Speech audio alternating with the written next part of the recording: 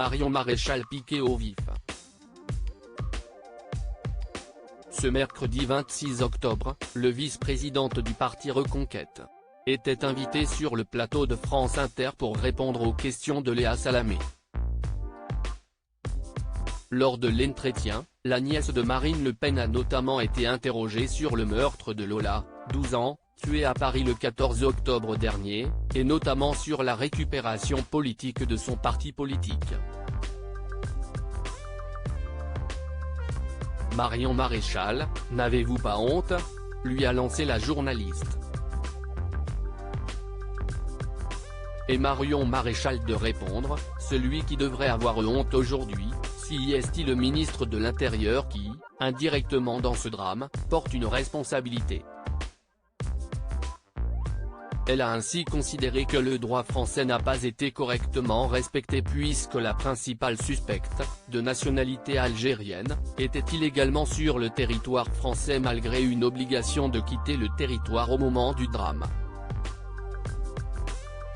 Darmanin n'a pas honte mais, de surcroît, il crache au visage de ceux, dont je fais partie, qui ont tenté de mettre la lumière sur cette affaire, a poursuivi la femme politique de 32 ans. Marion Maréchal, en tant que mère de famille, je n'ai pas envie que ce drame se reproduise. Léa Salamé a alors souhaité insister sur l'attitude de son parti en faisant appel à son instinct maternel.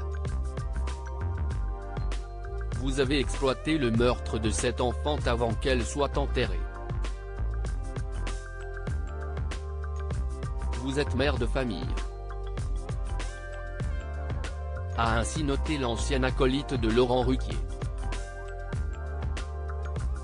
Des propos qui ont quelque peu irrité Marion Maréchal. En tant que citoyen et en tant que mère de famille, merci de me le rappeler, j'ai 2 petites filles, je n'ai pas envie que ce drame se reproduise et il est de mon devoir, non seulement de mère mais aussi de responsable politique, de dénoncer ce drame et de demander des réponses et de pointer des responsabilités, a-t-elle alors répondu. Marion Maréchal, mère d'une 2e fille en juin dernier, déjà maman d'une petite Olympe, âgée de 7 ans, Marion Maréchal a donné naissance à son 2e enfant, une petite fille prénommée Clotilde, en juin dernier.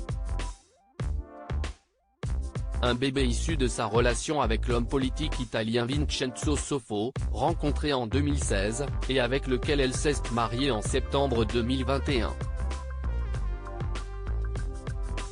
Le 4 juillet dernier, le jeune papa avait d'ailleurs dévoilé une photo sur laquelle on pouvait le voir tenir sa fille face à lui.